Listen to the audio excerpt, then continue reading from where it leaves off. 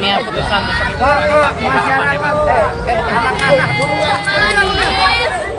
masuk kelihatan jam berapa Pak? Maaf kasih kalian ya Bu.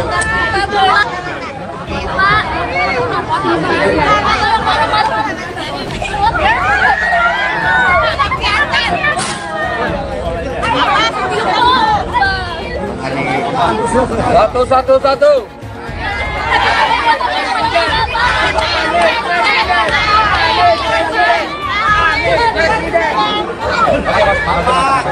Ketemu.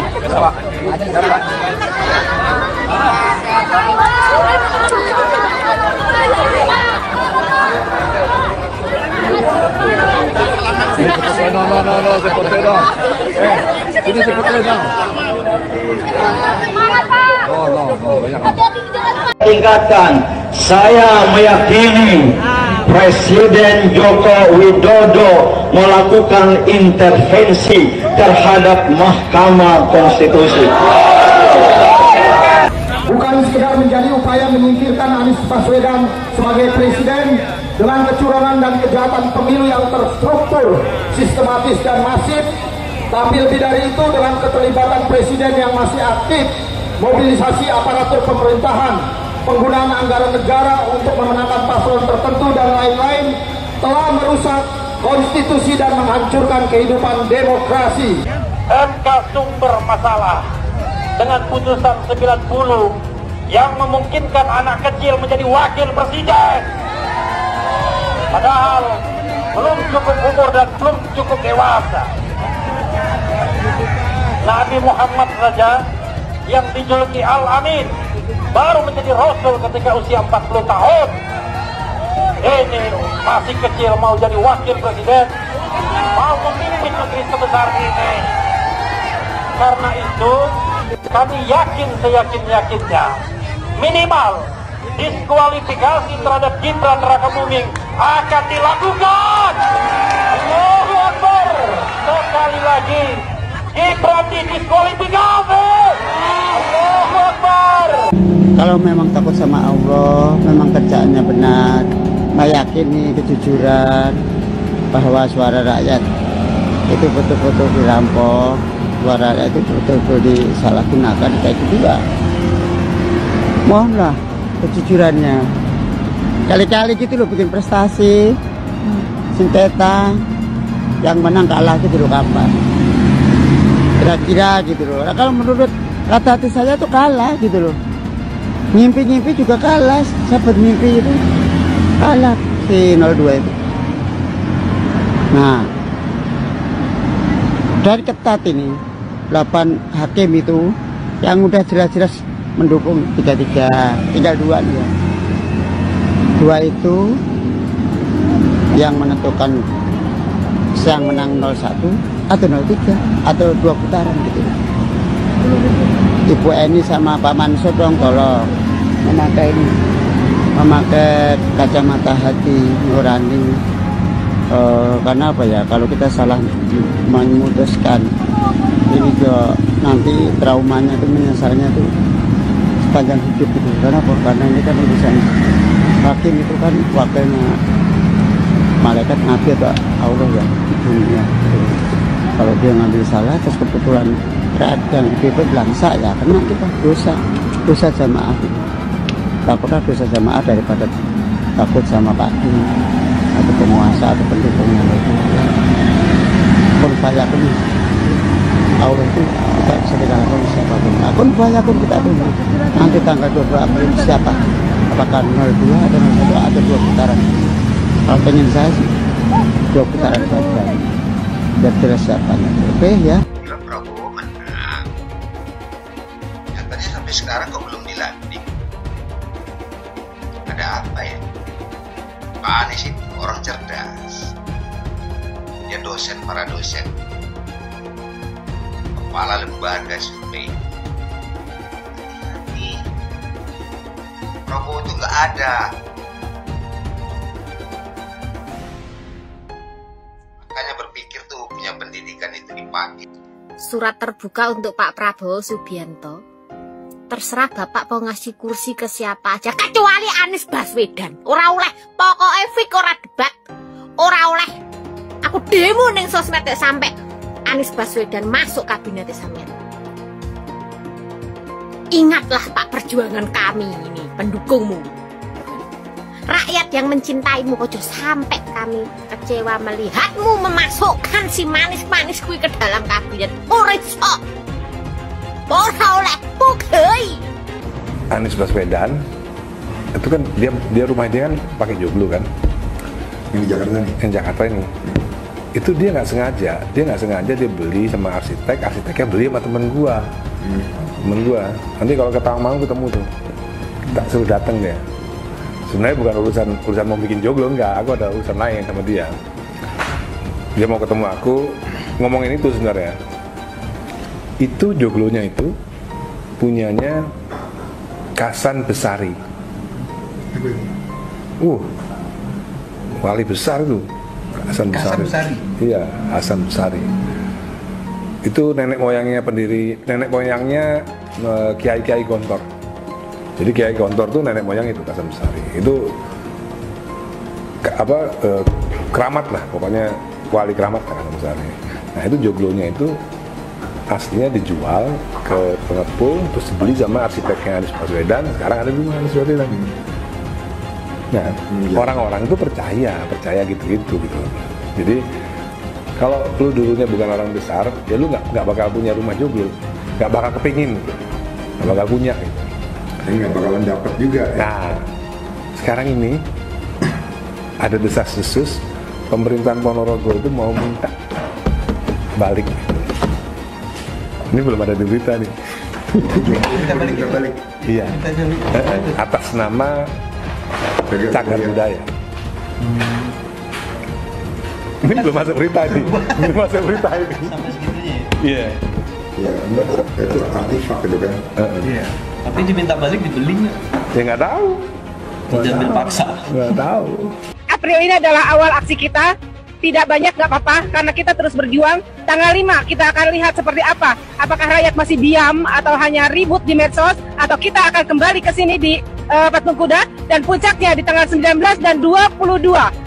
Kita undang semua rakyat Indonesia untuk turun ke Majelis Konstitusi agar tidak menjadikan MK sebagai majelis kekuatan atau majelis keluarga. Tetap semangat, konsisten, istiqomah, dan Allahu Akbar, merdeka. Kedaulatan akan kembali ke tangan rakyat ketika rakyat istiqomah memperjuangkannya dengan sepenuh hati.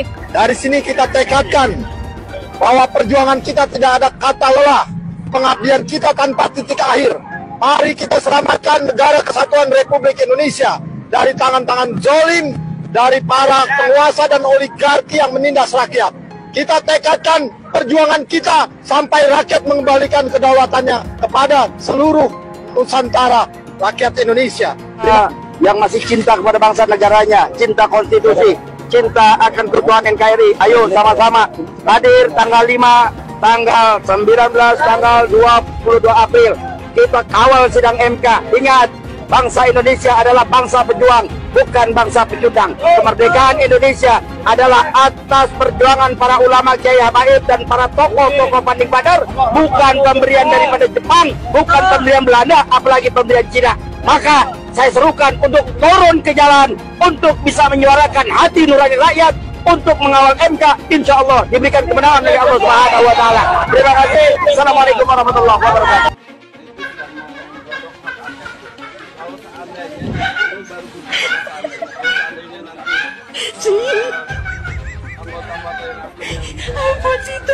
Apa sih?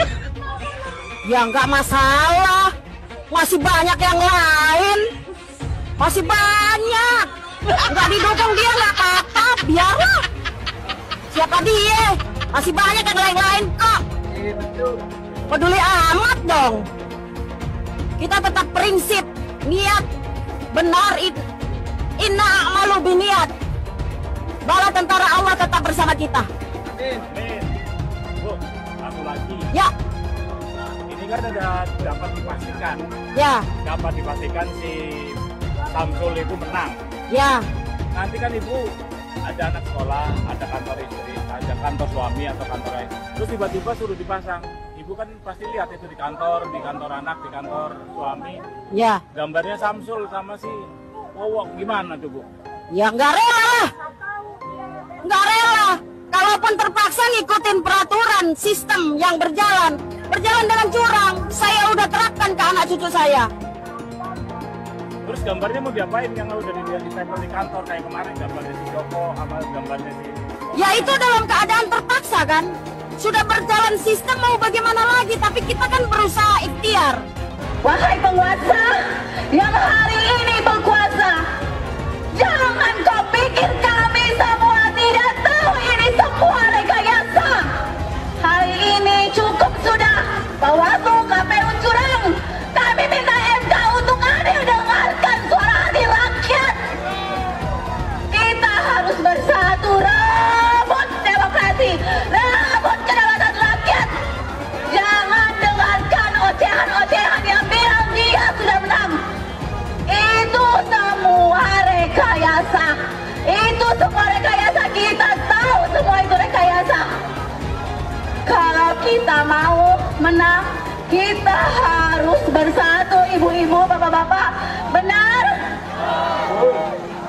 Yang kita lihat hari ini, yang jelas-jelas sudah ada adu domba antara pihak-pihak yang di sana juga termasuk pengkhianat demokrasi.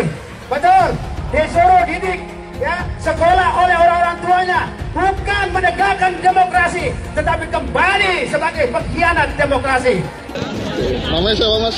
Namanya Muslim. Muslim.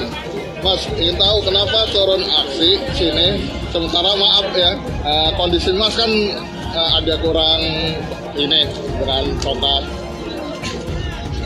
Makan, saya mau presiden itu kalau mau menang jujur, jangan curang. Nggak takut Mas, kalau ada apa-apa nggak takut? Nggak takut, saya takut kepada Allah, nggak takut siapa. Saya nggak percaya rakyat Sumatera Utara nggak percaya Prabowo menang. Yang percaya Prabowo menang, mendingan pindah agama aja, udah itu aja. Oke Mas, ada satu kata terakhir Mas? Ada. Lawan gitu. Yang percaya Prabowo menang, pindah agama. Agamaku Islam, dia nggak percaya. Oke. Terima kasih Mas. Kalau bisa di dalam sini, Pengadilan Jakarta Pusat, silakan datang Jokowi. Saya mau ketemu sama Anda. Saya tidak takut ke Anda ini presiden. Bukan presiden, tukang sapu kok. Maju lagi jadi gubernur Jakarta itu isu untuk mengalihkan perhatian dari persoalan pilpres. Seakan-akan pilpres sudah selesai, ya kan? Anda jangan terjebak.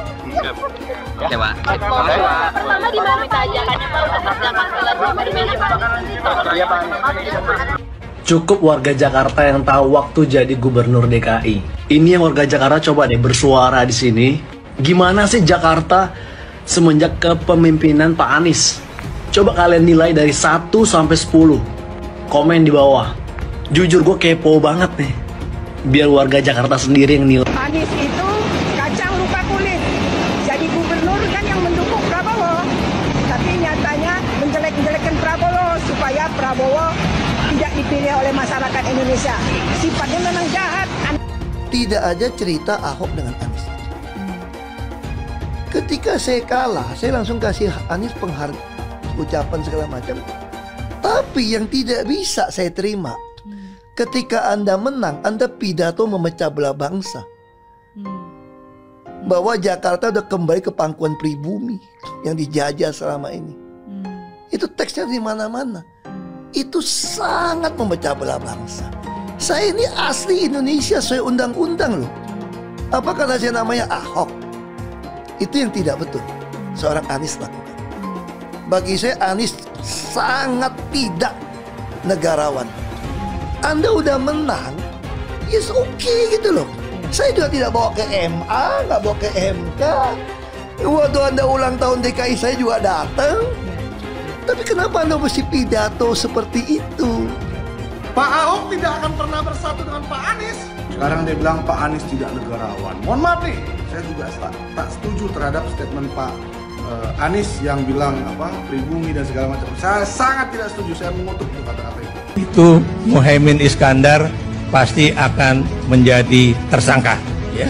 Jadi setiap akan diperiksa itu ada hambatan politis, psikologis, karena selalu dituding selalu dituding ingin menjegal Anies karena formula E itu kan itu psikososial, sehingga KPK itu setiap nyebut mau menyelidiki gitu, orang mau demo, KPK-nya mau dibakar, kalau ini ya untuk menjegal gitu, sehingga ya gamang.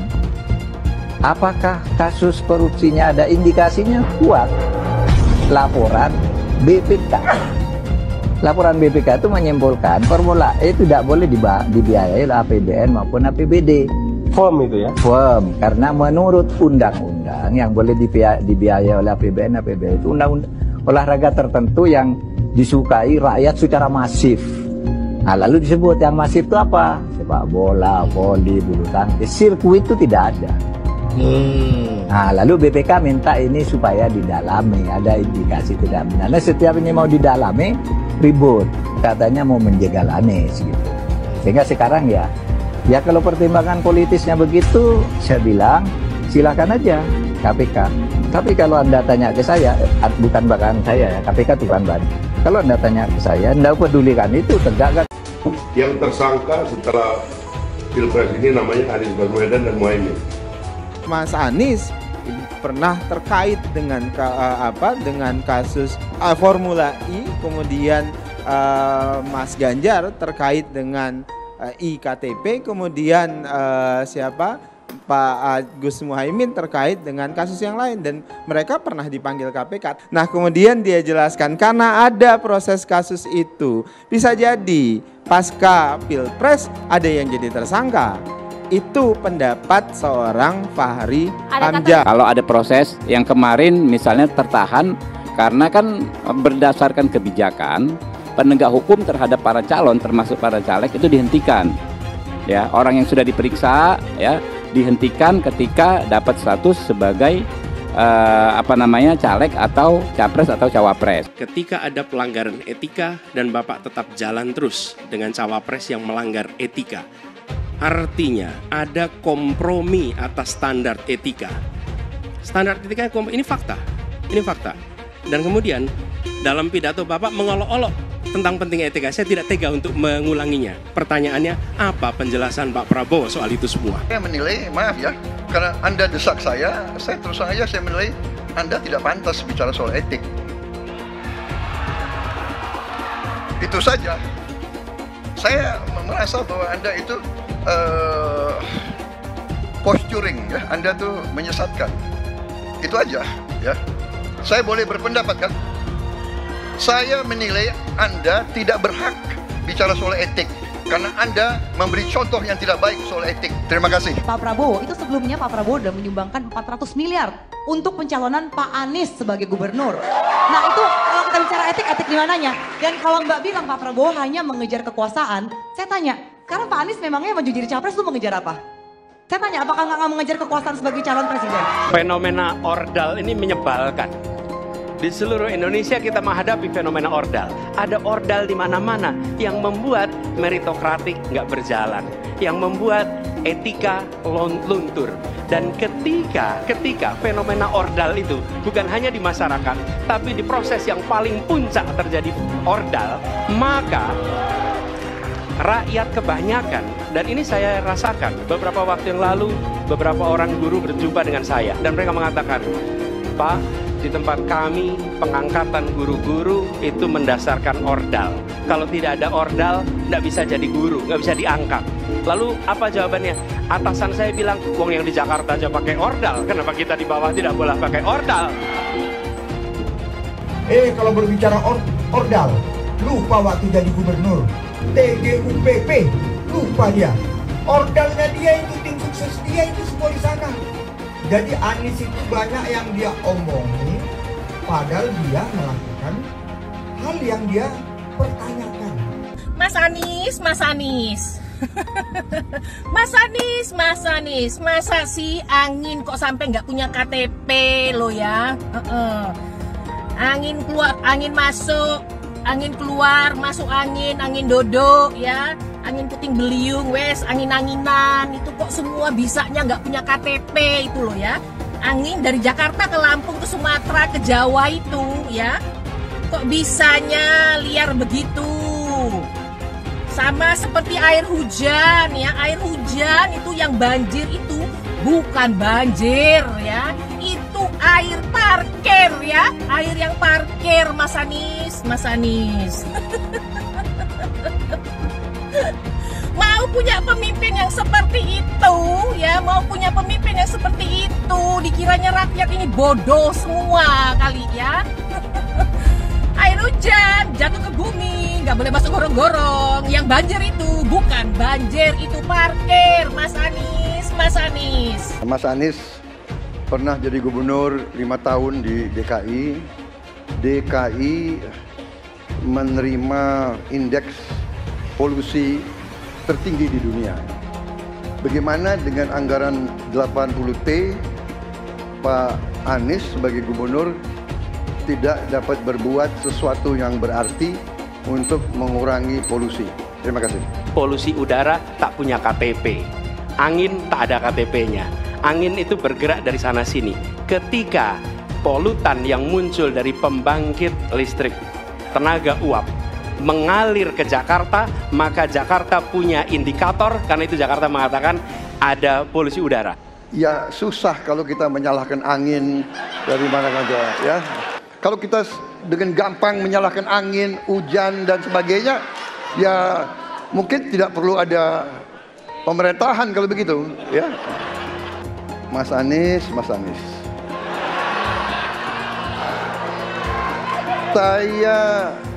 Saya berpendapat Mas Anies ini agak berlebihan. Mas Anies mengeluh tentang demokrasi ini dan itu dan ini. Mas Anies dipilih jadi gubernur DKI menghadapi pemerintah yang berkuasa. Saya yang mengusung Bapak.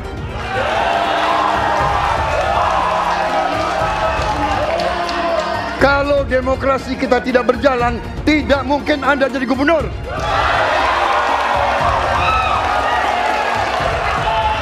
Kalau Jokowi diktator, Anda tidak mungkin jadi gubernur.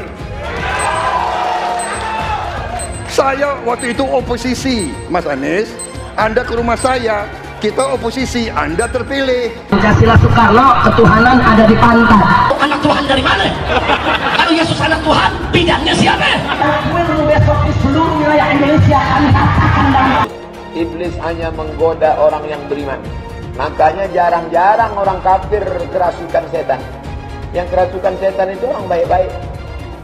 Jarang, saya belum pernah nengok Cina kerasukan setan. Pernah tak Ahok itu kerasukan setan? Enggak, setannya juga pernah. Karena sesama setan dilarang saling menggoda. Karena di salib itu ada jin kafir. Karena di salib itu ada jin kafir. Karena di salib itu ada jin kafir. Haleluya. Kepalanya ke kiri apa ke kanan? Kepalanya ke kiri apa ke kanan? Tetap percaya salib itu lambang mulia, bukan jin. Kok ketawa? Aku nggak nyindir siapa-siapa loh. Saya nggak pernah mundur untuk kebenaran, keadilan, kejujuran dan peri kemanusiaan. Gue nggak pernah mundur. Dan gue nggak pernah takut juga sama lu. Siapapun yang rasis, gue akan hadapin. Karena rasis itu tidak berperi kemanusiaan. Sama saya ditanya dulu kan, kamu nyesel nggak statement kamu di Pulau Seribu sehingga masih masuk penjara? Tidak pernah nyesel. Karena saya mengatakan kebenaran. Hai semua, dengan saya Jonas Leong. Terima kasih banyak buat kalian penonton setia yang selalu menonton di channel ini. Saya secara personal sangat menghargai waktu kalian. Dan saya sudah menganggap kalian sebagai family karena kalian selalu support di channel ini. Bagi kalian yang selalu menuliskan opini kalian di kolom komen, saya baca komen kalian satu persatu. Saya baca komen kalian untuk mengetahui opini kalian, tanggapan kalian, dan masukan kalian sangat berguna untuk video selanjutnya. Terima kasih banyak buat kalian yang selalu menekan tombol like di awal video.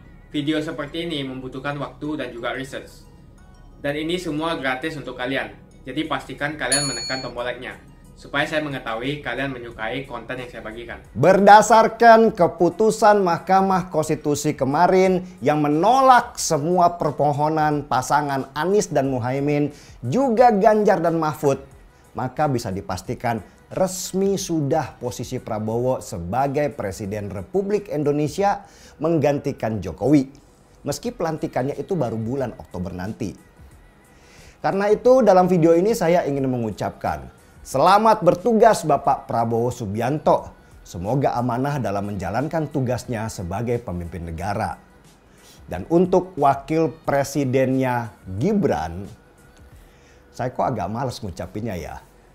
Buat saya, Gibran itu adalah potret rusaknya demokrasi Indonesia yang dilakukan tanpa rasa malu dan jauh banget dari etika. Buat Pak Prabowo nih Pak, kalau emang wakil presiden itu ban serep, tolong tinggalin aja di rumah Pak. Males, lihat bannya kayaknya kok kempes mulu. Tetapi yang sudah, ya sudahlah. Seperti kata orang bijak, apabila sesuatu yang kamu senangi tidak terjadi, maka senangilah apa yang terjadi. Kenyataan pahit harus ditelan bahwa memang demokrasi di negara kita sedang dalam situasi dan kondisi yang tidak baik-baik saja.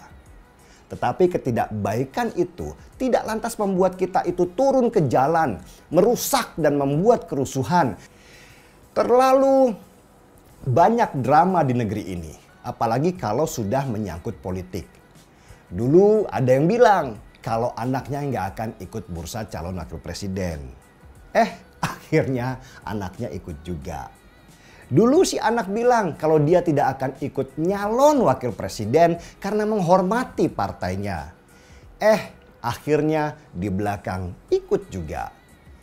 Tapi tetap saja Mahkamah Konstitusi menutup mata dengan menyebut bahwa tidak ditemukannya nepotisme di dalam pencalonan Gibran.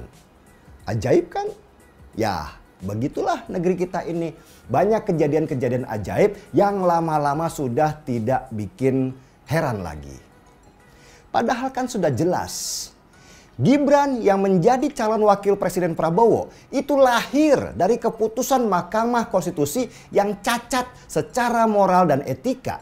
Sehingga bahkan Anwar Usman, paman Gibran yang menjadi ketua mahkamah yang meloloskan keponakannya itu, akhirnya dipecat dari jabatan ketua oleh Majelis Kehormatan.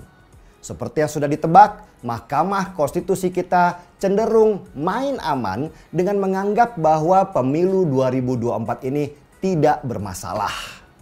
Ya itulah keputusan Mahkamah Konstitusi yang pasti bikin logika berpikir kita itu mandek.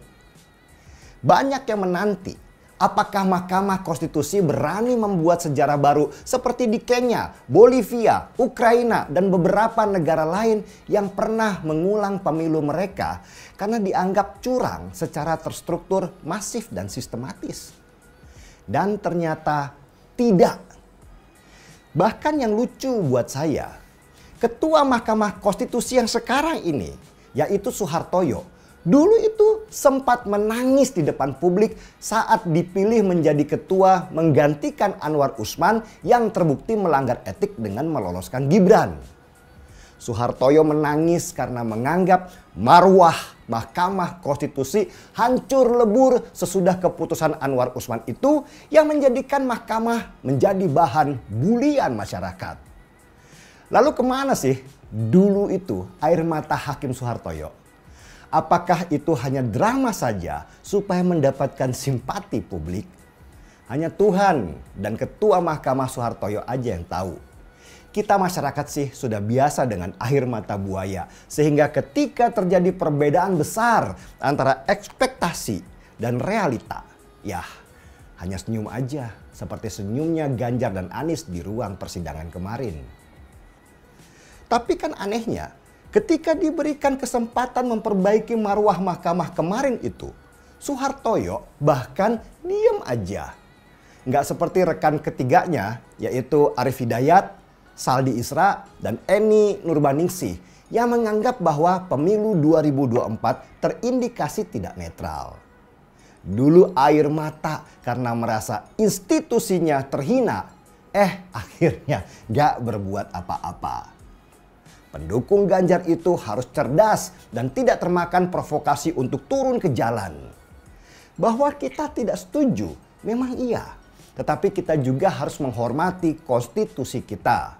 Kalau konstitusi kita memilih Prabowo sebagai presiden, ya kita harus hormati semua dan mendukung siapapun yang terpilih dengan tidak meninggalkan sikap kritis yang ada. Untuk teman-teman seperjuangan dan satu frekuensi. Kita sudah berjuang sebaik-baiknya kawan, sehormat-hormatnya. Kemungkinan satu-satunya yang menggunakan politik identitas adalah hanya Anies Baswedan. Pertanyaan itu lantas saja menimbulkan amarah di kubu Anies, salah satunya dari kelompok khilafah. Orang kepercayaan Anies menyatakan politik identitas adalah framing yang selalu dibangun untuk menyudutkan, padahal selama kepemimpinan Anies Baswedan sebagai gubernur tidak sekalipun Anies membeda-bedakan warga berdasarkan agama dan ras. Buat saya, apakah benar menyebut politik identitas itu adalah sekedar framing untuk menyudutkan Anies? Saya akan membantah pernyataan itu. Kubu Anies terus berusaha mengaburkan makna politik identitas. Mereka berulang kali bilang bahwa identitas adalah hal yang alamiah dalam kehidupan manusia. Jadi apa salahnya dengan menonjolkan identitas keislaman seorang calon presiden? Tapi saya yakin Anies tahu yang dimaksud dengan politik identitas adalah politik yang menggunakan agama sebagai alasan mengapa seorang kandidat harus dipilih atau mengapa seorang kandidat jangan dipilih. Politik identitas ini sangat berbahaya. Politik identitas membuat masyarakat menjadi tidak rasional dalam berpolitik.